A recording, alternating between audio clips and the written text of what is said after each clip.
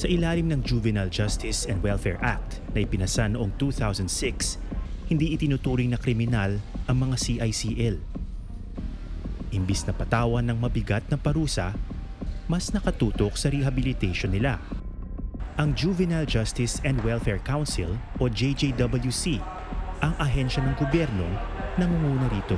Pag bata, ibang-iba siya sa adult. We have scientific evidence na hindi talaga nila kayang gumawa ng mature na decision tulad sa isang adult. Sa ibang bansa, ang tingin nila dito ay parang temporary disability kasi hindi pa talaga develop ang brain nila. Hindi inilalagay ang mga CICL sa mga regular na bilangguan o piitan. Sa halip, pinadala sila sa mga temporary youth center gaya ng MYRC o sa malalaking rehab center gaya ng Bahay Pag-asa. Ang nakita natin dati, nung nilalagay sila sa kulungan, hindi sila nagbabago. Pero paglabas nila, mas lalo silang naging masama. So it's a historical experience na documented pa siya hanggang ngayon.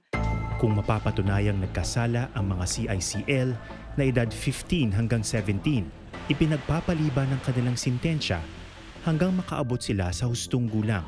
Pero pwede rin silang makatanggap ng tinatawag na diversion o rehabilitation program. At kung matagumpay nilang matatapos ito, isinasantabi na ang asunto laban sa kanila. Pinasa niya ang batas sa juvenile law. In 2 minutes, I will destroy him.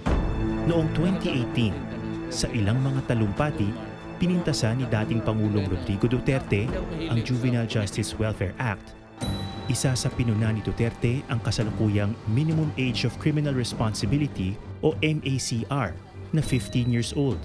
Ibig sabihin, ang mga edad 15 pababa hindi masasampahan ng kasong kriminal. The entire Philippines for the last 2 decades, nagkalat kasi alam ninyo, pagka minor, he goes out. Pag sinabi niya, I am just 14 years old, he goes out.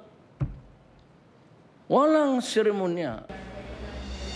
Paglilinaw naman ng JJWC, may pananagutan pa rin sa batas ang mga batang nasa edad 14 pababa, lalo na kung gumawa ng karumal-dumal na krimen. Pwede silang kasuhan.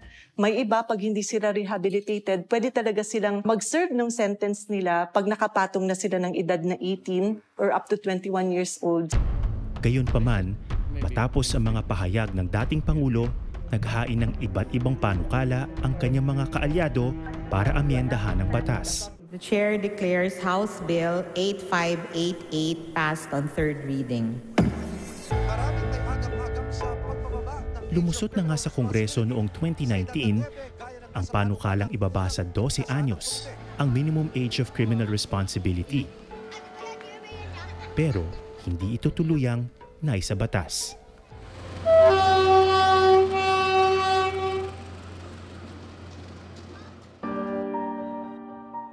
Pero bago pa man magkaproblema sa batas, ang ibang mga bata itinuturing na child at risk o CAR. Sa Filipino, batang nanganganib magkasala.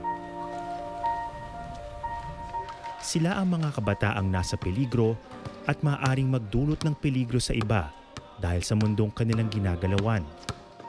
Tulad na lang kung sila ay inaabuso, pinagsasamantalahan, pinababayaan, o lumalaki sa isang lugar na marahas o magulo. Ang mga CAR pwedeng maging CICL kung hindi matutulungan o magagabayan